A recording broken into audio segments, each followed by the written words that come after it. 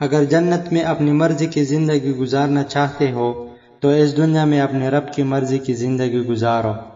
کبھی کبھی ہم غلط نہیں ہوتے، بس ہمارے پاس وہ الفاظ نہیں ہوتے جو ہمیں صحیح ثابت کر سکے۔